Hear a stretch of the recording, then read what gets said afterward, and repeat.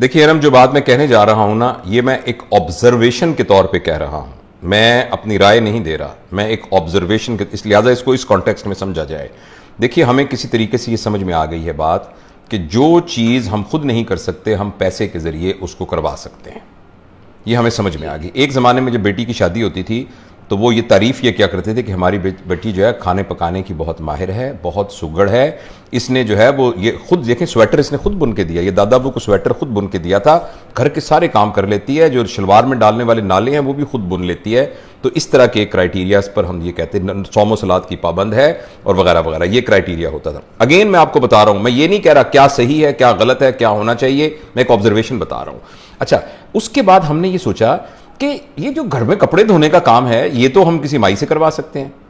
अगर हम ये जो हमने वो सिलाई का, हमारा दिमाग खराब है, नाले 2 महीने लगा के 2 नाले बनाए, बाजार से मिल जाते हैं 10 रुपए के नाले, तो वहां से खरीद लेंगे, तो हम उन चीजों को आउटसोर्स कर। अच्छा, इसी तरीके से खाना खुद पकाने की क्या जरूरत है? जब आप बहुत ज्यादा पैसे कमाएंगे तो घर में खानसामा रख लीजिए, या आप ये कीजिए कि ऑनलाइन मंगवा लिया कि पैसे, आप एक टेलीफोन करेंगे तो आपके पास खाना आ जाएगा।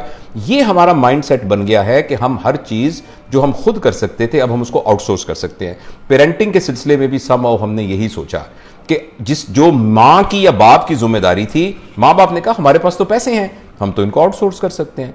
अगर खाना मैं पकाता या पकाती और सब घर वाले दस्तरखान पर बैठ के खाते तो वो रिप्लेस हो जाएगा खानसामे के खाने से, मगर जो उसके साथ एक वैल्यू सिस्टम ट्रांसफर होता था वो इत्तेफाक से खानसामा या फूड पांडा आपको नहीं दे सकता।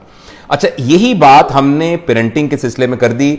मां बाप की तरबियत थी कि बच्चों को हमने पढ़ाना है, लिखाना है, तरबियत करनी है, सिखाना है, हमने वो आउटसोर्स कर दिया महंगे स्कूलों के पास। अच्छा, शाम को हमने बच्चों को गोद में लेकर बैठ के तरबियत करनी थी, ये हमने आउटसोर्स कर दिया एकेडमीज के पास और ट्यूटर्स के पास। तीसरा, हमने बच्चों के साथ तफरीह करनी थी, तो हमने तफरीह के लिए उनको 1.5 लाख रुपए के ना छोटे छोटे अब्बू जी या अम्मी जी जिनका नाम मोबाइल फोन होता है या स्क्रीन, उनको ले दी कि बेटा ये हमने आउटसोर्स कर दिया, now this is your mama and this is your पापा।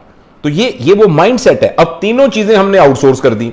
अब हम शिकायत करते हैं कि बच्चे हमारे ऐसे क्यों हो रहे हैं, बच्चे के ख्याल, हम तो अपने अब्बू के बड़े, हम तो उनके आगे नहीं चलते थे, हम तो उनका जूता सीधा किया करते थे, हम तो अब्बू आते थे सब लोग सर पे दुपट्टे ले लिया करते थे। अब बच्चों को परवाह ही नहीं होती, वो यार यार कह के मुझे बुलाते हैं और मेरी बात ही नहीं सुनते और वगैरह वगैरह।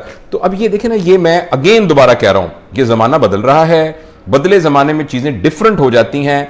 बहुत मुश्किल है ऑब्जेक्टिवली कहना कि वो अच्छा था या ये अच्छा है, लेकिन डिफरेंट है।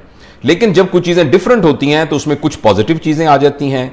बच्चे आपसे बहुत फ्रैंक हो गए हैं, बच्चे आपसे दिल की बात कर सकते हैं, बच्चे अपनी इंडिपेंडेंट फैसले कर सकते हैं, ये सब पॉजिटिव बातें हुई हैं। बच्चे अकेले मूव कर सकते हैं, जिंदगी का फैसला कर सकते हैं, ये पॉजिटिव बातें हुई हैं। नेगेटिव बातें हुई हैं कि ये इसकी कॉस्ट पर हुआ है कि आपके रिलेशनशिप वीक हो गए हैं, और रिलेशनशिप के वीक होने की वजह से मुआशरे के अंदर जो एक फैब्रिक होता है वैल्यू सिस्टम का, वो बहुत ज्यादा कमजोर हो गया है, और उसके कमजोर होने के बहुत सारे साइड इफेक्ट्स हुए हैं। और इन सब, जैसे आपके सवाल का जवाब इस सिलसिले में यही था कि चूंकि हमें समहाउ पैसे पर जोम आ गया है, हमारा यह ख्याल है कि हम पैसे से सब चीजें ले सकते हैं। पैसे से आप गैजेटरी ले सकते हैं, पैसे से आप एसी ले सकते हैं, पैसे से आप एसी ले सकते हैं, सुकून वाली नींद नहीं ले सकते। मेरी बात समझ रहे हैं ना? पैसे से आप आसानियां ले सकते हैं, आप खुशियां नहीं ले सकते। पैसे से बच्चों को कंफर्टेबल करके आला तालीमी इदारे की डिग्री ले सकते हैं, लेकिन बच्चों की तरबियत नहीं कर सकते।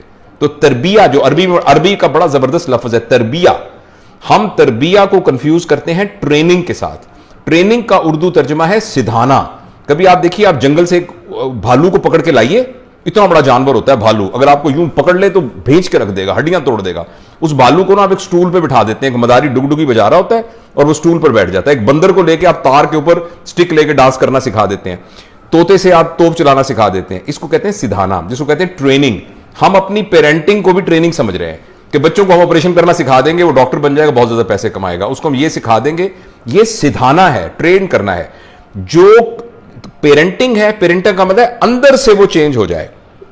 मेरे नजदीक पेरेंटिंग का मतलब यह है कि एक शख्स अंदर से अपनी चॉइसेस के सिलसिले में बिल्कुल क्लीन हो जाए।